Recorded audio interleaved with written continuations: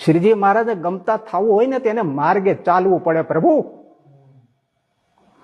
માર્ગ ચાતરી જાઓ. મારો બાપ નખ જેટલો રાજી ન થાય, એને દંડ તો પછી મળે.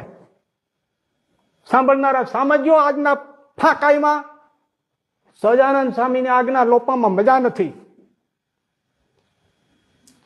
કોઈ પણ પ્રકારનું બળ હોય, સામર્થ્ય હોય, સંપત્તિનું બળ હોય કે અદ્રશ્ય વ્યક્તિનું, અદ્રશ્ય શક્તિનું બળ હોય, શ્રીજી મહારાજની આજ્ઞા લોપીને અનંત કોટી બ્રહ્માંડમાં કોઈ ઈશ્વરો પણ સુખી થયા નથી.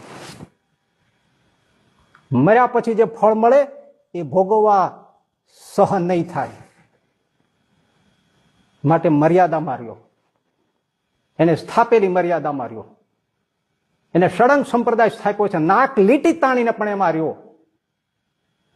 શિક્ષાપત્રી માનો, વચરામૃતને માનો, એને અનુસરો, ગોપાળાનંદ સ્વામીને અનુસરો, ભૂલા નહીં પડો. પ્રાર્થના કરો, ગોપાળાનંદ સ્વામી આવીને હોકારો દેશે, તમે ક્યાં જઈ રહ્યા છો? સંપ્રદાયના સિદ્ધાંત સાચવો, બાકી રૂડું નથી. મરી જવાના ધંધા તે સમજજો. આજનો ફાંકો ક્યાંય ઉપર નહીં હાલે. આ લોક તો ભૂલાવવા વાળો જ છે. આજે થોડા પૈસા આવે છે તો એ લોકો ભૂલી જાય છે. શ્રીજી મહારાજે લખ્યું છે, પૃથ્વીનું રાજ આવે તોય દાસ દિન આધીન રહીને પડ્યો રહે, એ અમને ગમે છે. અને સાધુ દેશ વિદેશ જાય તો એ કનક અને કાંતામાં નિર્લેપ રહે એવો સાધુ મને ગમે છે. આજે આપણે શું કરીએ છીએ? આપણને શું બળ છે? કોનું બળ છે? વિચારો. શ્રીજી મહારાજનું.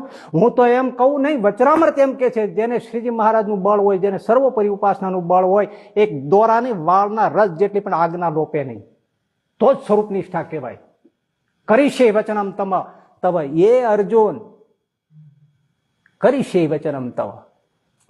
અણુ માત્ર વચન ન લોપે એ જ સ્વરૂપ નિષ્ઠા કહેવાય, એ જ સર્વોપરીપણું કહેવાય.